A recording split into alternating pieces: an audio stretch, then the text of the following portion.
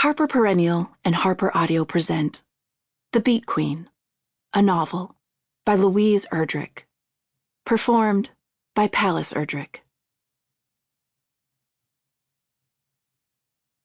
A note before we begin. Don't forget to download the accompanying enhancement PDF from your audiobook provider or go directly to www.harpercollins.com/pages/The Beet Queen for a family tree. Acknowledgements. Grateful acknowledgements are made first to my father, Ralph Erdrich, and also to my grandmother, Mary Erdrich Coral, to our editor and publisher, Richard Seaver, to our Aunt Virginia Burkhart for her generous enthusiasm and advice, to Charles Rembar, and to Barbara Bonner, friend and passionate reader. The Branch. Long before they planted beets in Argus and built the highways, there was a railroad. Along the track which crossed the Dakota-Minnesota border and stretched on to Minneapolis, everything that made the town arrived. All that diminished the town departed by that route, too. On a cold spring morning in 1932, the train brought both an addition and a subtraction. They came by freight. By the time they reached Argus, their lips were violet and their feet were so numb that when they jumped out of the boxcar, they stumbled and scraped their palms and knees through the cinders. The boy was a tall 14, hunched with his sudden growth and very pale. His mouth was sweetly curved, his skin fine and girlish. His sister was only 11 years old, but already she was so short and ordinary that it was obvious that she would be this way all her life. Her name was square and practical as the rest of her. Mary. She brushed her coat off and stood in the watery wind.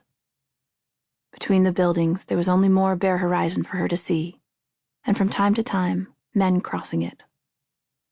Wheat was the big crop then, and the topsoil was so newly tilled that it hadn't all blown off yet, the way it had in Kansas. In fact, times were generally much better in eastern North Dakota than in most places, which is why Karl and Mary Adare had come there on the train. Their mother's sister, Fritzie, lived on the eastern edge of town. She ran a butcher shop with her husband. The two Adares put their hands up their sleeves and started walking. Once they began to move, they felt warmer, although they'd been traveling all night and the chill had reached them deep. They walked east, down the dirt and planking of the broad main street, reading the signs on each false front clapboard store they passed, even reading the gilt letters in the window of the brick bank. None of these places was a butcher shop. Abruptly, the stores stopped, and a string of houses, weathered, gray or peeling gray paint, with dogs tied to their porch railings, began. Small trees were planted in the yards of a few of these houses, and one tree, weak, a scratch of light against the gray of everything else, tossed in a film of blossoms.